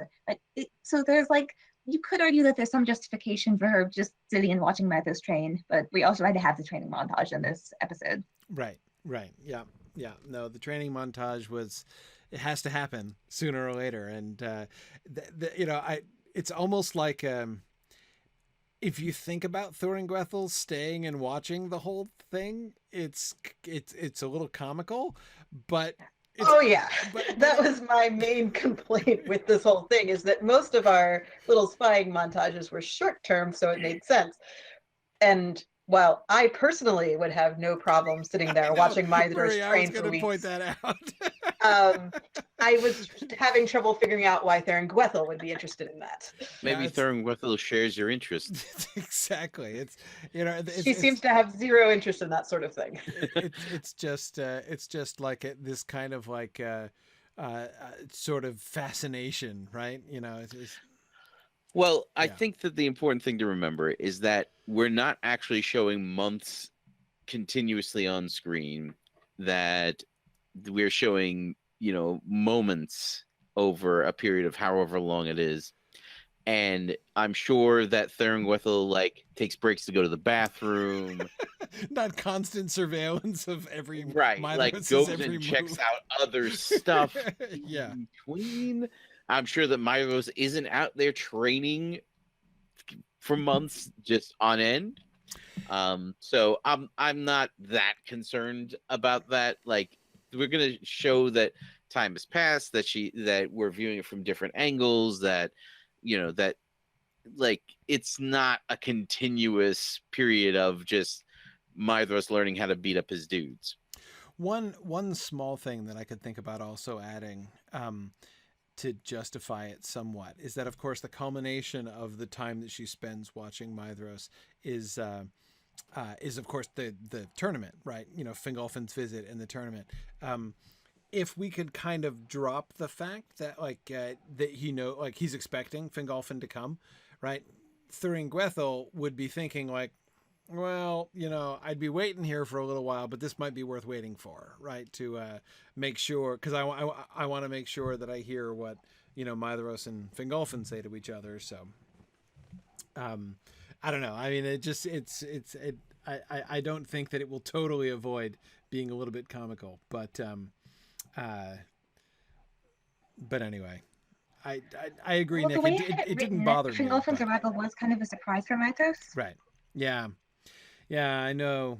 I was just one suggestion I was thinking about to like give her a reason to stay if we're worried about that. But if we're not, it's fine. I wasn't too worried about it.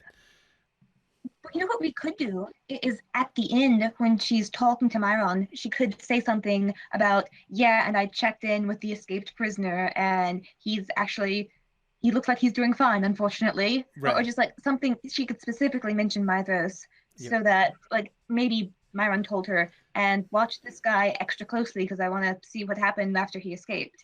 Yeah, so she might have been assigned to watch him more closely than everyone else. Yeah, no, actually, I like that. I mean, you got to think, especially wondering what Maedhros would be like and what kind of leverage they might be able to get either over Maedhros or through Maedhros might be in Myron's mind, right? Mm-hmm. If his spirit was broken while he was hanging on the cliffside, which like it totally should have been, then maybe we can make some use of this. So, keep a special eye on him and see what's up with him. And that, of course, could then obviously be used to sort of anticipate, his catch and release program plan. Which is going to come out in episode 6. Right. Which is 2 episodes from now. Exactly. So, yeah, it's laying the foundation for that. So, yeah, actually, Rhiannon, your idea is much better. I like that a lot. Because they would be, at the very least, curious, right? If not actually hoping to be able to make some use of it. Because if he could still be, weak. He could be despairing. He could be vulnerable, right? To further influence, potentially. And then so she's going to come back with bad news about Maedhros himself, right? And yet it doesn't mean the idea is a terrible idea. Exactly. Aslan's Compass says the pilot of the catch and release project is an absolute failure. Exactly. Yeah, it is. But still, it's a sound concept, right? We just need to approach it a little bit differently. Yeah. Good. So let's see. Other elements from episode 4 that we would want to do that you guys would want to talk about. I'm trying to remember. Oh, the meeting with Anael is here in episode 4 as well on the plains. The kind of those happy-go-lucky Sindar with their determination to have fun on the plain of Ardgalan, right under the shadow of Thangarodrim. Certainly showing Anael and his family as this happy and innocent group, before he's going to be captured and traumatized, I liked what I felt like was, we were setting up there, his sort of before image there. Not to mention, of course, just getting him up into the Northland as well, so that we can, we understand about him setting himself up there in Hithlum later on in his hermit phase. We mostly gave him a family so he could lose his family. Yeah, no, exactly. Yeah, no, that makes sense. And like his innocence and all kinds of things. That was nice. I like that. It was,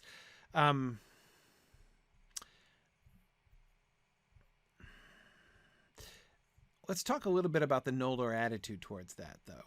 Fingon, in particular, was like really disturbed, right? And he kept getting frustrated, like trying to convince them to leave, and they wouldn't leave. And the problem is that they were insufficiently vigilant. Like he didn't like the fact that they were taking risks, that they were apparently taking, Morgoth and his armies lightly. I'm just trying to parse the, Arthel was in support, and she was kind of being snarky to Fingon during the conversation, right? Like, you know, like, what were you afraid of? They were having too much fun, right? But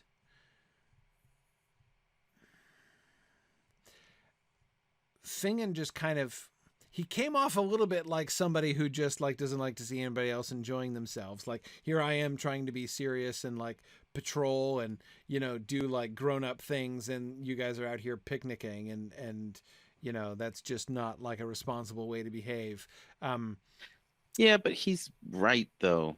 Well, yes. Like, the fact that he's right, I think, will go a long way, and I think that most people watching that scene will come away with this idea of, yeah, like, he's right, like he's not wrong here. Right. Yeah. I don't know if it's going to read that he's just a fuddy-duddy. Well, that's what I was afraid of. I mean, in a sense, because... But keep in mind that our final episode is going to be Fingon confronting a dragon on Ardgallan. Yeah, exactly. Yes. So, regardless of how it feels now, we're going to justify him by the end of the season. Right. Yes. Yes, Mr. Constant Vigilance is going to... Even before then, when Anil gets captured, because he's like out picnicking. Right, exactly. Yes. Yeah. Okay. Yeah, I agree. In the long term, but his dialogue could definitely be made a little bit nicer too. Yeah.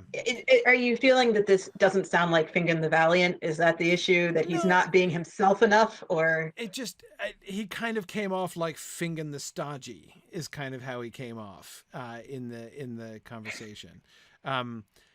Maybe a little bit more empathy to the, you know, just the, like something more like, clear that he's not sure, just that makes sense, but maybe do that on the other side of these mountains. Right, yeah. Or just trying to convince them, because Anael's argument, right, that like, we'll be able to see him coming from a good ways off, so even if Morgoth does unexpectedly attack us while we're here picnicking, we have a pretty good head start, right? I mean, on the one hand, like, yes, he sounds naive when he says that, but on the other hand, like, it's not a horrible point, right? You know, like, it's like, seriously, we have to move to the other side of the mountain range. Like, we can't come to this side of the mountain range at all. You know, even though we're like, you know, miles and miles away from the gates. I mean, I understand why we shouldn't picnic like right in the gates of Angband, but you know, surely we must be safe from here. Like, again, it didn't seem like a horrible argument, especially since we've never had. I mean, Aslan's Compass was just asking if Morgoth has stealth troops at this point. Sure, he's got stealth troops, but we've not seen them do anything since, you know, the battle, right? You know, since Fingolfin arrived. Sorry, I'm just pausing to make sure this is true, but I think it is, right? Fingon, apart from his adventure on the slopes of Thangorodrim, hasn't seen any combat since they arrived in Middle-earth, right? None of them have. I mean, the Feanorians did, but apart from the Feanorians, none of the Noldor have. There was a skirmish before Fingolfin's group made it to the gates of Angband. Okay. So Fingon was in that group. Okay. So he may have fought some of Morgoth's troops, but they would have been like a small company and possibly already defeated and fleeing from the Feanorians. Right. Or like somebody, you know, it was not exactly like watch the flank or something. Yeah. Right. Like, they weren't a full army. So Fingon has not been involved in a full scale battle at this point, but he has seen some fighting in Middle-earth. Right. Okay. Yeah, I couldn't remember whether they'd even drawn swords at all. Okay. Yeah. No, I'm fine. All right. I'm fine with Fingon. Maybe, I guess I maybe want Fingon to be a little bit warmer, you know, like more cautioning you and less like, I don't like to see anybody enjoying themselves, you know, while I'm like trying to patrol here, like you guys aren't taking me seriously and I'm, you know, anyway, it came off a little bit like that. But I certainly agree. We're going to pay this off much more. Yeah, that might be it might be really that might be all I'm sort of wanting or needing there. Okay, good. Let's see. Any other issues from episode 4?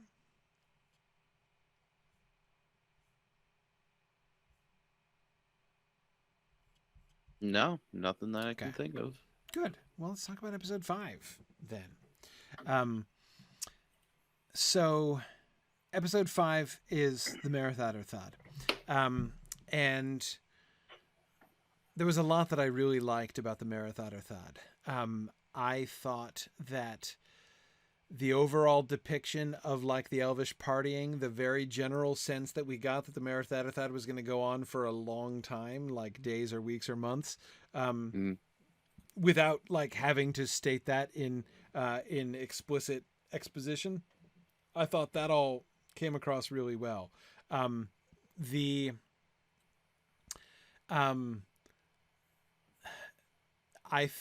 really liked the way that you guys handled the Galadriel and Celeborn interactions. I thought that was really, I thought that was very, very well handled. The way that she, rather than just the two of them talking and her like flipping a switch and being like, okay, so I'm gonna tell you everything now, right? The way that kind of comes out through her own memories, through her own traumas, and she sort of step by step opens up and tells him all the things. I really liked that a lot, and the way it was divided over the 2 days and everything. Yeah, I was a big fan of that. Were you guys happy with how that came out? Were you kind of uncertain about it? What were your thoughts?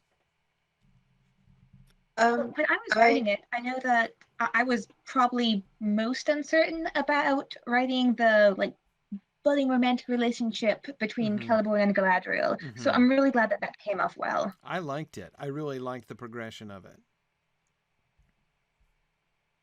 Yeah, because originally, way back when we did the pre-planning for the season, there had been talk of having her reveal the death of her mother here, right, but not the kinslaying until later. When we reworked it, when we did the final outline, it was required that we would deal with the kinslaying in this episode. Yeah. So we knew we needed to get Galadriel and Celeborn to a point where they could have that conversation by now. So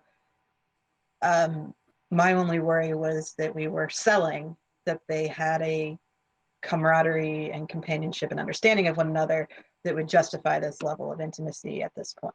And I felt like the other episodes were building towards it. So I wasn't, by the time we got here, I wasn't as worried about it as I had initially been concerned. Yeah, no, that did make a lot of sense. I agree. We don't see more is implied than is stated about their interactions in Doriath, right? But the couple times that we do see them interacting with each other in Doriath, in episodes 3 and 4, well, 3 primarily, right?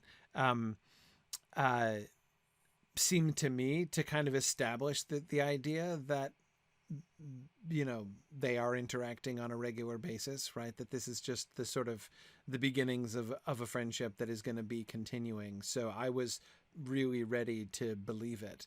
And the one way that you guys signaled that progress that was interesting, like the progression of the fact that their relationship has progressed, right, is the way in which you had Celeborn approach Galadriel after he saw her interaction with her family from a distance saw her interaction with her family, right? And so that, the kind of, there were several things that were sort of suggested in that, right? That first he's watching her, which his sister teases him about, right? Secondly, that he is perceptive enough to sort of see there was some issue there, right? And he knows her well enough to know that like she's probably not happy with how that went based on what he saw from a distance. And yet also it's clear that she is comfortable enough that when he comes up and and starts talking with her about it, she's not like, this is private and who are you to write? I mean, there is a presumption of a friendship between them that's already been built. So I thought that was a really nice kind of gentle way to convey that, which then enabled when they then moved on right from there, right when they then walk out over to the sea, and she has her moment. She's willing to talk to him about it, right? Because that's already been established that she does talk to him and will talk to him. So yeah, I liked it. Again, I thought that was, I thought that came out really, really well. And Marie, I agree. I know it was kind of challenging, and that was one of the things, one of those moments, of course, which was super easy for us, right, in our original podcast discussions, to just be like, so yeah, like, just have him, get him to this point and then have him talk, right? But I thought you guys did that really, really well.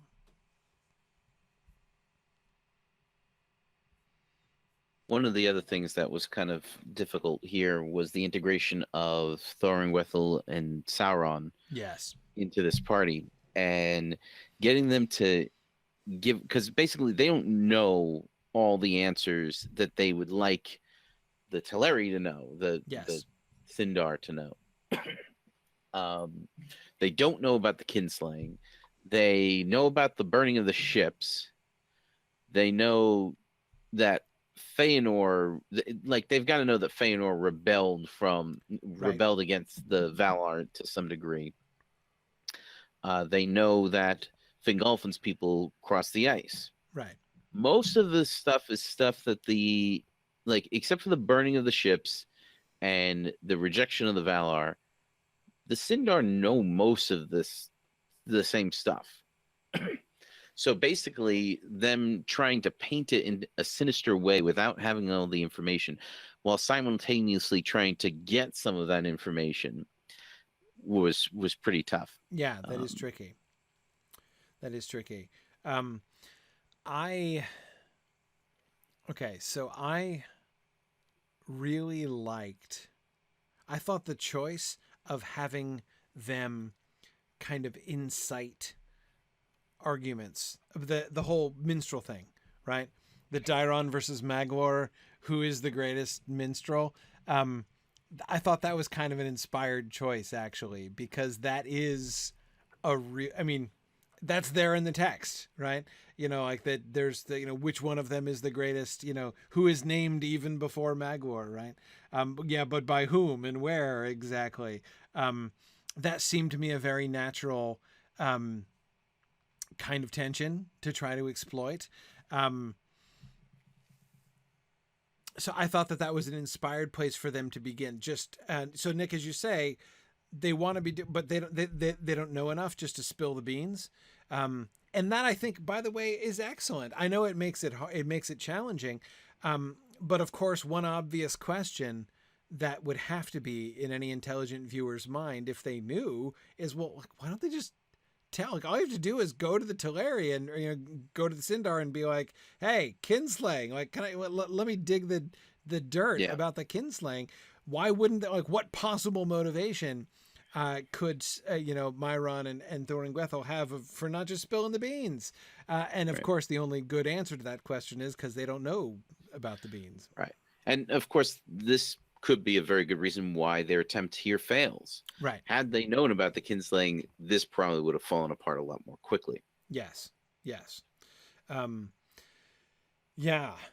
which, of course, is also, I like the way that works thematically, because, of course, that it's almost something like a justification for the choice of the Noldor to not tell them in the first place, right? That they choose to lie about it, to withhold this information from the Sindar, and the success of the Feast of Reuniting kind of sort of shows the fruit of that, right? Like, it's not necessarily a bad call, or at least from here it doesn't look like a bad call. They're able to do this. They're able to come together, and certainly that would have at least been very much harder had the truth of the kinslaying been known. So I kind of liked how that worked out as well. Yeah, and that's what Celeborn sees, and that's why after Galadriel reveals to him the kinslaying, he says, "No, I'm not going to tell anyone else about this." Right. Yep. Yeah, exactly. And that was interesting to see Celeborn making the same kind of decision. Obviously, though, also very heavily influenced by his just desire to keep Galadriel's confidence, right? Right, because the idea there is that in real life, people don't share stuff like that with someone they don't trust. Right. So Galadriel's trust in Celeborn had to be earned. Like, she had to be right to be able to say that to him. So him returning the trust was important for us to include there. Absolutely. And there's a sense in which, like in the speech that she gives after, when she tells him that she doesn't want him to swear, to promise that he won't tell anybody. It's like gently as she revenged on him for his testing of her of her heart earlier on, right? I mean, she's testing him here, right? And he does pass that test. And I agree that is certainly very important that should happen. The Luthien's role in the Mereth Aderthad. I can't wait to see what Phil does with this. Yeah, I mean, I was thinking that too as I was going through there. One thing that I was... two things. Two things that I was uncertain about. First, I was surprised,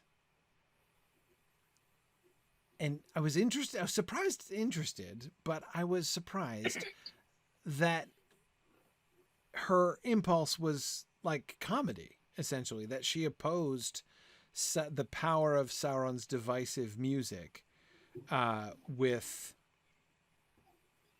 comedy. Essentially, with we have laughter. to give full credit to Mike, Amy's Revenge, for coming up with that idea, because our initial idea was a more serious, somber take on how Luthien would show her might through music, and he came up with examples of a comedic take, and thought how awesome it would be if we had the Tralala elves get their origin in Luthien at the Mereth Aderthad.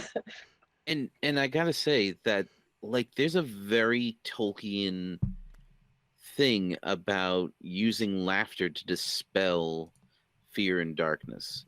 Like, it happens frequently throughout the Lord of the Rings. When somebody feels despair, they dispel that despair through laughter, and it happens at least, I think it happens at least on 5 different occasions that I can think of off the top. The Voice of Saruman, and then in Mordor when all the stones are listening because they haven't heard laughter in ages. So those are the two like really big ones. But yeah, there's multiple examples. Éomer laughing on the battlefield when he sees the ships and he throws his sword up in the air. That's another big one. Yeah, no, I would not have thought of that. I mean, I too was thinking of a more serious. In fact, I think the way that I was kind of picturing it in my head was, if anything, something like a little parallel to the scene when Melian does the girdle, but I mean, so this is, like I said, I didn't dislike it, but I was like, whoa. Okay, so have you heard Weird Al's Shaving Cream? Of course. Yeah. Okay. I don't think there's any Weird Al I haven't heard. I thought you might know that reference. So that's the vibe that Amy's Revenge was thinking for this. Well, where the connection, the connection to Tralalalali, right? I mean, that's kind of brilliant, actually. Yeah. Yeah. No, I mean, I don't oppose it. But I was surprised. I was definitely surprised by it. I was also so Sauron's like music machine, right? Was also an interesting kind of turn. It's a hurdy-gurdy. Yeah. The evil hurdy-gurdy. The hurdy-gurdy kind of gets a bad rap because of the name and the fact that it was played by like monkey-toting, right, street musicians for a very long time. And alas, Philip Menzies does not have a hurdy-gurdy in his repertoire to use for the music, so we will not actually be able to use one for this. Yeah, but you can actually kind of get the sound out of like a what's the smaller than a violin string instrument? I can't remember the name of it. Anyway, that and a cello together, you can kind of get the same sounds. But it's kind of a mechanical device, which it feels very Sauron to me, and also it has the drone string. It's very much like a bagpipe in a way. So it has a drone string that does kind of like this, almost like a bass line thing that's going on while you're doing the melody over the top of it. Right. It's even, some of them even have like a separate string that you can tap to get a rhythm going in it as well. And when people had talked about having Sauron sing with more than one voice, that was kind of one of the things that stuck out to me, and that might be in the instrument as well. Right. Yeah, I mean, obviously he can't use bagpipes themselves because singing. I mean, he could, but Yeah, the idea of him using something more mechanized was, I mean, I did like that element of it. That, like, what is Sauron's response here? His response is to go, like, to invent something, right? To invent a mechanism which can help him to accomplish this thing that he wasn't able to accomplish otherwise. That's nice, right? I like that. Yeah. And he's not really inventing on his own. He's taking pieces of other instruments. Right. That was the thing I really wanted to include, is he corrupts Elvish instruments to make his own thing, because evil can't create things on its own. It can only corrupt. Yeah. No, that's nice. I like that. Good. Well, let's see. I'm really tempted to go on and discuss things from episode 6 too, but it's getting late. Maybe we should save the... of course, the primary thing I want to talk about is the catch and release plot of episode 6. How did you like it? I was completely taken in. I was utterly, totally taken in. I was. That's so awesome. I was completely bamboozled. Yeah, I was going through, and I'm like, I'm not sure about this. Like, I don't like this much at all. And then at the end, I was like, oh, no way. Like, that was awesome. Oh, that was so cool. That was so cool. Really. Yeah. No, that was excellent. And the eclipse. Oh, the timing of the eclipse and the whole, like, the sun thing. And I was hoping that we were going to get, like, the final scene of, like, Morgoth standing there being worshipped by all the men. Like, that was fantastic. I was so glad that we got that. What did you think of Tom Bombadil before that? Oh, fantastic! I love the Bombadil. Oh yeah, and you even did. And by the way, you did an excellent job with the Bombadil verse, right? That was well done. The rhythm was good. That's all Rhiannon. That was very good. But yeah, no, I like the. I mean, of course, like. The one criticism of course is that, like, the Tom Bombadil cameo kind of significantly interrupts the gravity of the moment, right? Which is otherwise really, like, sandwiching Tom Bombadil between, like, Morgoth being worshipped as a god, like basically, and let's cut to the fall of man, right, on the one side, and then, the despair of Etherlos on the other side, and sandwiched in between is Tom Bombadil. I mean, it certainly does interrupt the solemnity of the occasion, but I did really like it, the cameo. Yeah, I don't think we've really talked about a Bombadil cameo for this season. So yeah, no, I don't think we did talk about that. But the eclipse is a really cool opportunity, because of course the eclipse is one of the few, events that's going to be, beyond even just Beleriand. So, yes, there's no astronomy in this world, so the solar eclipse happens everywhere. Yeah, exactly. No, there's definitely astronomy. Mithras invented it without a pencil or paper while hanging from a cliff. What else? The point being, right, that on a flat Earth. He must really like astronomy because I had him name all his fortresses after constellations. Yes, there you go.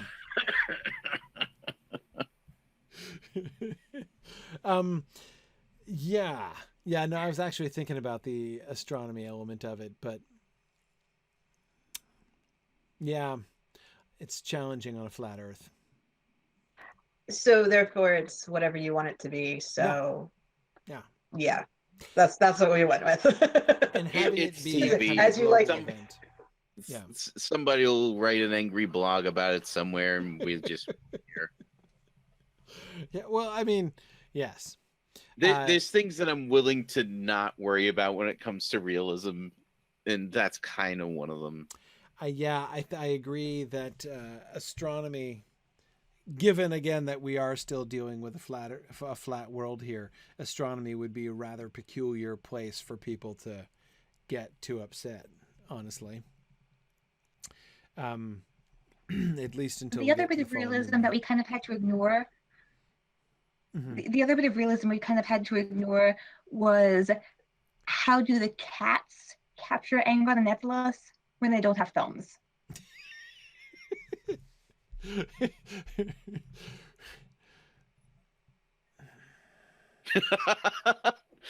Like that's why we had the elves actually dragging Angron out of the cell, because cats don't have thumbs. That's right. These are my personal thumb slaves, right? That's what, like, that's what they're for. That's why cats keep us around in the first place. Yeah. Yes, they need us to open the cans of food. So exactly. That's why the cats are still tolerating us. You're saying? Yeah. Sharon says they probably did it the same way that Bjorn's dogs served dinner. Mm-hmm. The relatively few opposable thumbs in Bjorn's house too, but they seem to manage. In fact, a lot of them don't even have paws. Yes. Like when he talks about the ponies coming in and bringing stuff in, I'm like, all right, okay. Listen, Ron. Let me tell you something a little bit about ponies. They have mouths. Come on now. Yeah, seriously, how hard? Single digits. Yeah. No, but they're very clever with their lips. It's all good. They can do all kinds of things. Well, but see there, I think it's easy enough to just kind of draw the veil over that, right? I mean, it's certainly easy enough for the cats to capture them, right? So you've got the like the cats have like pounced upon them, and to end the scene with them clearly in the power of the cats, and then they're back in Angband in the next scene, and we don't necessarily need to know how exactly they were transported. We don't know that the cats are alone necessarily, right? And with the they're just they have like a support team. Could easily do. Right. We can't have any orcs out in the sunlight right now. The orcs are not an option outside of Angband, of course. But what those people are and werewolves are, like, it's not like they can't have backup. Right. Exactly. And so I think that seems, just because it's only the cats who are present in the initial ambush, doesn't necessarily mean that they're the only ones ever there. So yeah, we can have some unstated support team with opposable thumbs who's just coming along behind the cats, That can be perfectly fine. I have to admit, it didn't even occur to me as I was reading through. And that's what it's supposed to do. Yeah, that's good. So the wolves, Draugluin and his people can play the part of Bjorn's dogs, so it's all fine. It's all fine. Good. Okay. Well, we'll talk more about the catch and release program, about Ethelwald's experience, and of course about Thuringwethel and Círdan in episode 6. So we'll talk. We'll start with that a little bit, because we talked about episodes that we didn't quite finish, episode 6, but that's okay, because we're going to get more of the catch and release program for next time. So we'll see if we can get through. I don't know if we'll be able to get all the way through 9, but we've been doing the season roughly in quarters here. So let's see if we can get towards episode 9 next time. And we should be able to lump in some of those discussions from 6 into that. So, okay. All right, so 6 through 9 for next time. 6 through 9 for next time. Well, yes, exactly. 6 through 9. The rest of 6, and then 7, 8, and 9 next time. That'll be the plan. Okay, great. And our next session, the next session in question, is Thursday, November 7th at 10 o'clock p.m.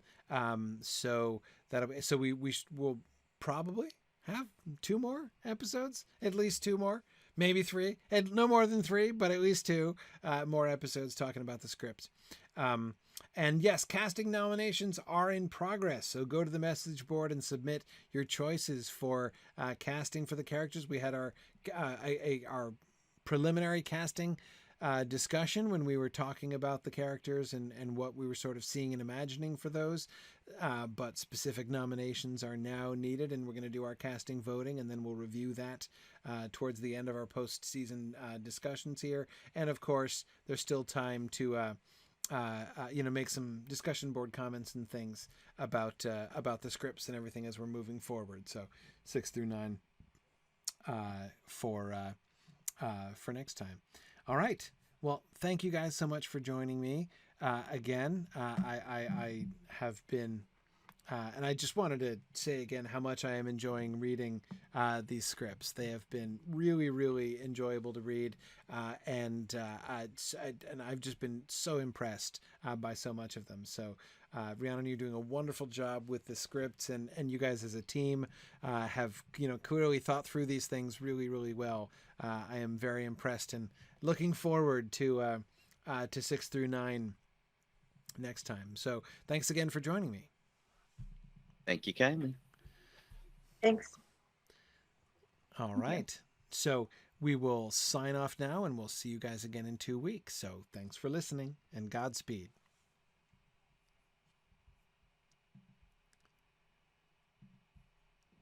Okay.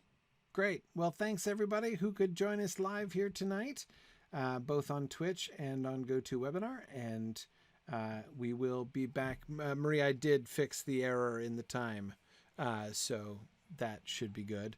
Thank you. We are, of course, skipping ahead. I said in 2 weeks, but of course that's a lie. It's not 2 weeks. It's 3 weeks from now, because I won't be available 2 weeks from now. So we're doing the 7th and the 14th, right? As I recall, isn't that right? Correct. Yeah. So the 7th and the 14th, and then we're back. And then we'll be running into Thanksgiving, and so we'll be shifting again into December. But as I believe that the dates that are in the GoToWebinar registration are accurate through the end of the season. So we should be good. All right. Very good. Thanks, everybody. Thank you. Good night. Take care. Good night. Although the theoretical budget of our hypothetical blockbuster may be unlimited, the production budgets of this and the rest of our fun alternative educational projects are unfortunately not. If you have enjoyed joining our production team, please consider donating at signumuniversity.org/fund.